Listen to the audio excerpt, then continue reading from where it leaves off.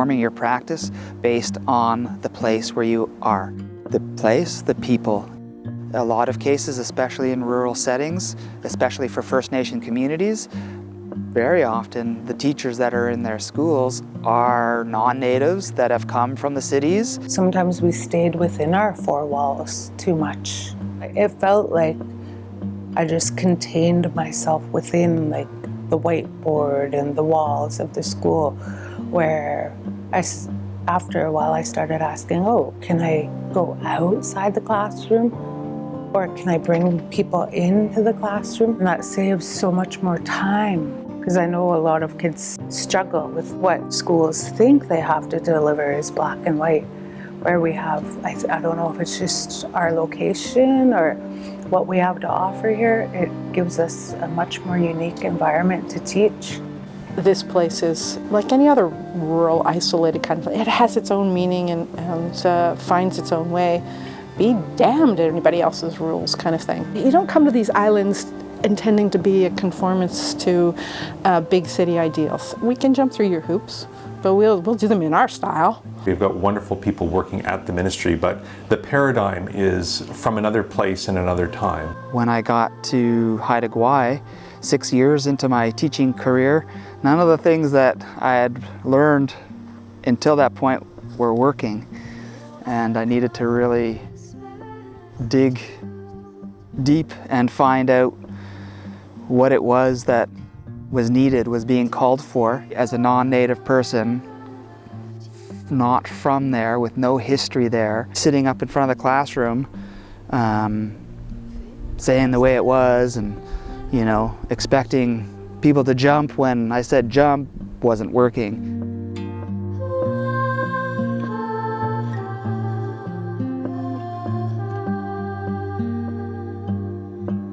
I'll be honest, when we started down this path, I was pretty skeptical because, reading, writing, arithmetic got me where I am today, and this sounds a little bit out there. I'm not a person who likes playing by the rules, so it's been really great being an educator here and finding what's important here and being able to experiment. This is more than beyond just hands-on learning. This is authentic learning, I think. On the Pacific Northwest, food is really important.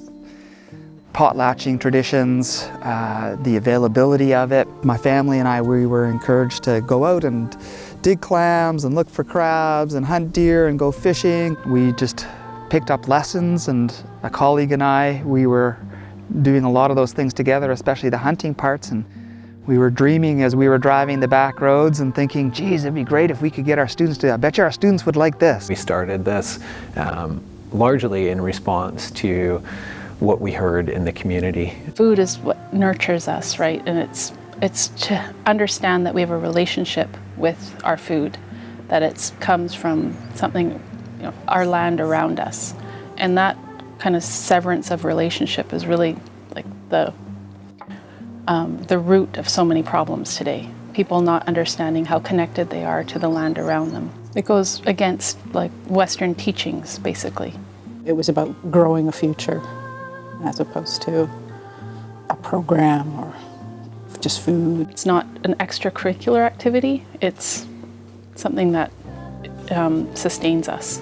Here on Haida Gwaii, food is such a part of this place that it's hard not to incorporate lessons about food and gathering food into your offering. It's a way of being successful. It's a way of honoring place. It's something that students really respond to.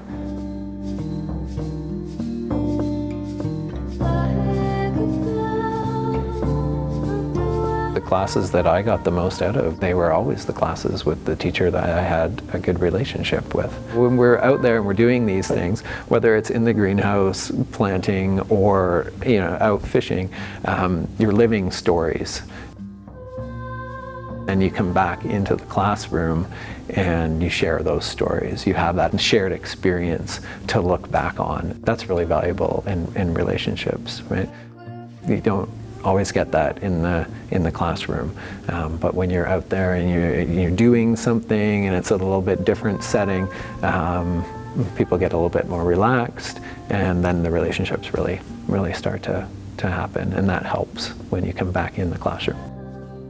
The real beauty of the foods work is the relationships you get. Just being in this class helped them kind of understand who each other were, because like some people just don't like each other based on certain things, but I think in this class they really got to understand each other's work ethic and where each other was coming from, and actually develop friendships. It's a closer connection, right? Like it's a caring connection. For us here on Haida Gwaii, it's like food means caring. So even here, like in our school, in the elementary school, like providing them food, it's like we're caring for them, providing them a basic need. So it's just that, that next level of trust for students, where it's not just, I'm your teacher, you're the student.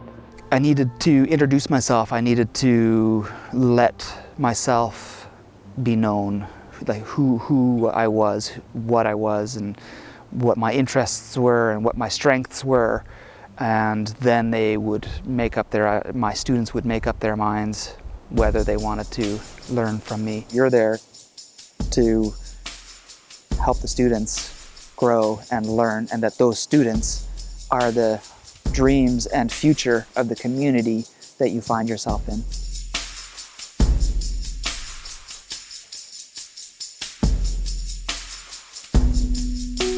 It's such a part of everybody's daily life.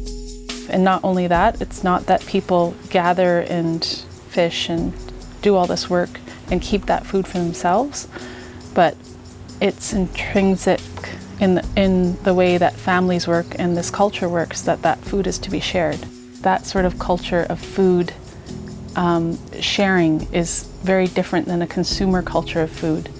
I think primarily what's important about the foods work is the sense of community that comes with that food.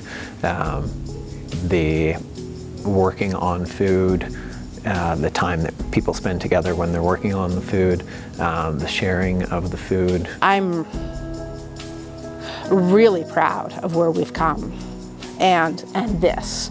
It has made the North-South kind of rivalry that used to be historical, put some of those historical jealousies aside, because now they're following some of the things that we do. And I'm so really proud that the people who have stayed and really made this school a fantastic place to be, turning it from an institution into a family building. I like how we could do it as a school. We make money to bring back, put it into the foods program, by selling bags of lettuce or herbs or just stuff like that. But yeah, it's just really good, and it brings the community together. I've directly heard from the community that this is important. By far, the feedback I got was traditional food is the most important thing we can be doing in our schools. It has to begin with a conversation with community members about how could we go to this place? What is the appropriate protocol for asking permission to go to these places? Who is an expert in this area, and so on.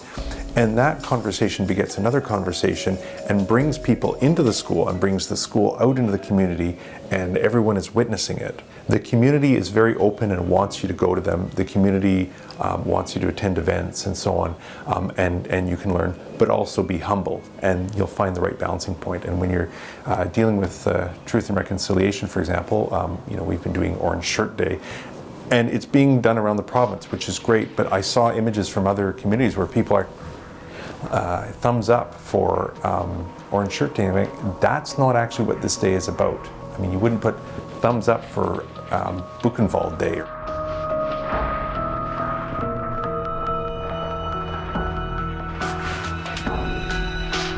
I think that the curmudgeonly administrator in myself and principals and so on is reluctant when a teacher comes up with a new idea. But we could just keep doing what we're doing and it's okay. For us, it's about being willing to take the chance with our staff that their ideas are going to bear, good fruit. And so you have to come back to what's going to be good for our students here. You feel like something is worth doing, and it's something you should pursue. You don't know necessarily where it's going to go or what it's going to look like, But if you believe that it's worthwhile, then you're willing to take the risk and find out where it's going to go. And if it doesn't work, then we've learned something in that process as well. We have to trust that meaning will be made. And I think that has become really central. So we listen to what we hear. In the case of the foods work, we heard it very directly. A local TA saying, you got to work on foods. But there are other things that you hear if you're listening. And if you listen and you hear something and you think that it suggests that you should be doing something in the school, then to just go for it and to do it and trust that that meaning will be made. It's funny how it comes back, and you never know where it's going to reach to, but it's very subtle, at times yet profound as well. We started the outdoor classroom with this group of students that we knew were going to struggle academically, and so we sort of said, well, what are we going to do? And we came up with hands-on stuff. Okay, outdoor classroom. And that's grown. It's become beyond that one group of kids, and most of the kids in the school are in one way or another attached to that. But it's gone beyond the school as well. It seems like there's no boundaries to what he's doing with the foods work. I never imagined that we would get the volume of local food into schools that we are today. We started with bags of carrots, once a month, or a box of garden foods, and we have local fish and crab and clams and all local vegetables in all of our meals in every school on this island. We're making an impact island-wide. It's not just schools or just hospitals, it feels bigger than that. The impact has been huge on student engagement. It's hard to not be enthusiastic when students are enthusiastic. And for me, that's the innovation. And that's a sort of strange thing to say in education, is that the innovation is engagement. We don't need a new matrix for somebody like me, right? I mean, I have a job, I'm getting paid, da, da, da. We need a new matrix for our students, for our future, because, in this district, when we were looking at a 35% or whatever 6-year completion rate for Aboriginal students, in what world could that possibly be an acceptable future for these communities here or the province of British Columbia? Those are the people that we're responsible to, not us old people, it's to the young people. I know of schools where at the first day of school, they take the Aboriginal kids and take them in a room and say, hey, hello, you're the Aboriginal kids, how's it going? That doesn't work here. I mean, the Aboriginal kids are our kids, the end.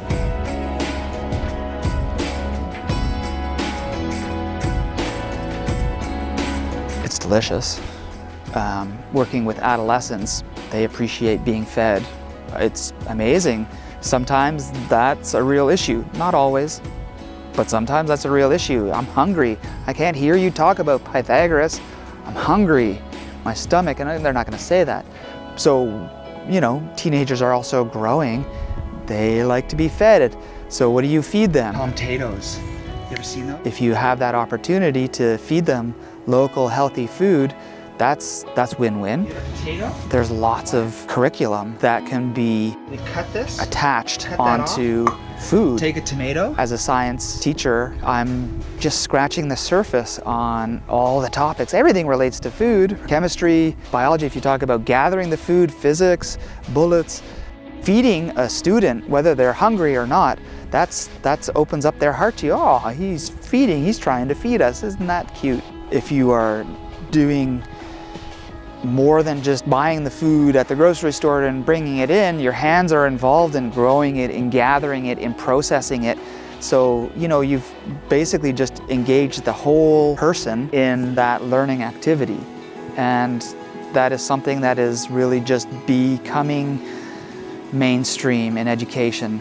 When I garden at home, I have some profound thoughts, On the one hand, you don't have to worry about what email came in and what do I have to respond. You're focused on turning over the soil and focused on plants. And so what does this plant need? Whatever you want. I perceive it as simpler than my life. My thinking calms and I'm involved. And then in that space, some profound things come, and I think, I'll share that with my students tomorrow. If I'm not gardening, if I'm not involved in a garden program, you can't recreate that moment with students in a classroom. But I don't have to, because I have a garden at the school. It used to be different.